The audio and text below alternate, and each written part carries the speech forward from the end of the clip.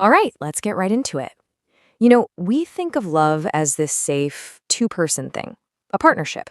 But what happens when a third person crashes the party? Today, we're dissecting the anatomy of the deadly love triangle. We're looking at three real-life stories where passion just boils over into obsession and betrayal ends in nothing less than cold-blooded murder. And this quote, it really hits the nail on the head. It perfectly captures the totally explosive situation we're about to look at. When a relationship that's built for two is suddenly forced to make room for a third, the whole thing becomes incredibly unstable. The stakes get higher, and as you're about to see, the consequences can be absolutely fatal. So here's the big question. What pushes someone to that point? To the absolute extreme? Is it just pure, raw jealousy? Is it about money? Or is it some kind of desperate, terrifying need for control? We're about to dive into three very different cases, each with its own unique motive, to really try and understand the psychology that can turn a broken heart into a deadly weapon. Okay, our first case. This one takes us to Helena, Montana, and this is the story of Michelle Gable, a woman whose return home sparked a firestorm of jealousy and a chilling, meticulous plan for revenge. So the setup here seems pretty straightforward on the surface. Michelle had been gone for 2 whole years, telling everyone she had this strange sensitivity to modern chemicals. But while she was away, her husband, Joe, he moved on.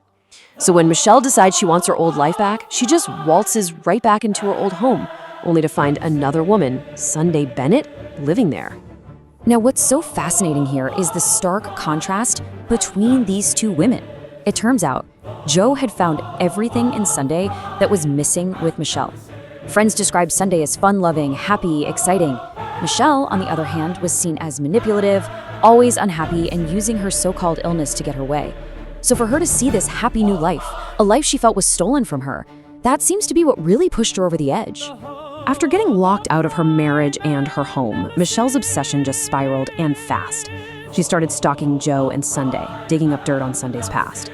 And when Joe tried to get a restraining order and then finally filed for divorce, that was the tipping point. For Michelle, this wasn't about a broken heart anymore. This was about a complete and total loss of control. And she was determined to take it back, no matter what. And it all came to a head on a quiet October morning. She armed herself with 2 of Joe's handguns, snuck into the house, and confronted them. After shooting them both dead, she called 911 with the most unbelievable story. She claimed that Sunday was the one with the gun and that she, Michelle, had acted in self-defense. The police? They later called her claim laughable. Yeah, the jury didn't buy her story for a second. And the consequence for what she did? It was absolute. 200 years.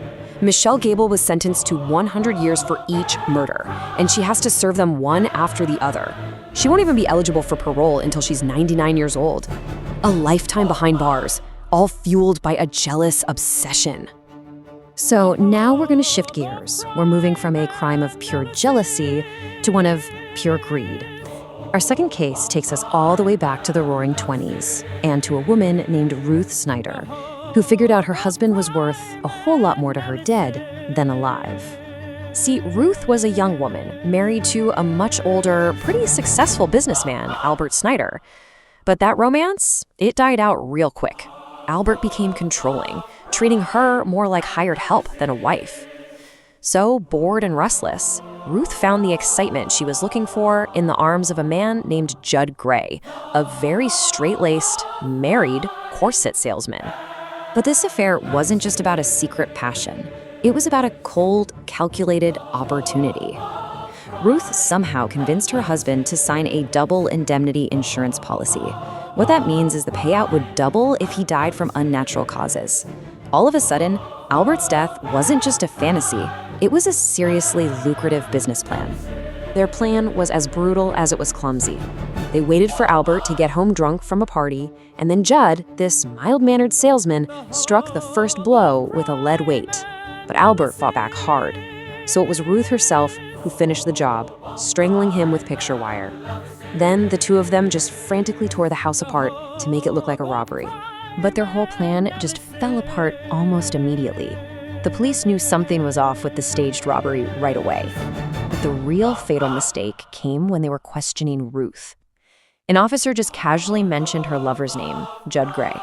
And Ruth, in a total panic, blurted out, "Oh, has he confessed?" And with that one question, her entire scheme was over. All right, our third and final case is maybe the most bizarre of all. It takes us to a wealthy suburb in Tennessee, where a bored housewife named Martha Freeman decided the best way to have it all was to keep her husband in the master bedroom and her lover in the closet. I mean, you can't make this stuff up. Martha Freeman had a really good life with her husband, Jeffrey, a kind, hardworking guy everyone described as a teddy bear. But she was restless. After a one-night stand with a man named Rafael Perez, she actually left her husband, lived with Rafael in a hotel for 6 months, and when the money ran out, she convinced Jeffrey to take her back while secretly moving Rafael into her bedroom closet. This timeline just lays out how unbelievably reckless she was being. For over a month, her husband was sleeping right down the hall, with absolutely no idea that his wife's lover was living just feet away on a little makeshift bed. She had her wealthy provider and her secret excitement all under one roof. It was just a ticking time bomb waiting to go off. On April 10th, it exploded. Jeffrey heard a noise and found Rafael. He gave Martha an ultimatum. When he got back from walking the dog, Rafael had to be gone. Well, instead of that, Martha and Rafael chose murder. And then, and this detail reveals a truly chilling lack of empathy, their very first act after killing him was to have sex in the living room, with Jeffrey's body lying just feet away. But Martha's loyalty, it was non-existent. After betraying her husband, she immediately turned on her lover. She ran to a neighbor's house, frantic, claiming Rafael had broken in and killed Jeffrey. But her story crumbled when the police started asking questions. How did she know so many specific, tiny details of the murder if she wasn't actually involved? So, we've seen jealousy, greed, and just pure recklessness. 3 women, 3 deadly triangles. So what's the common thread here?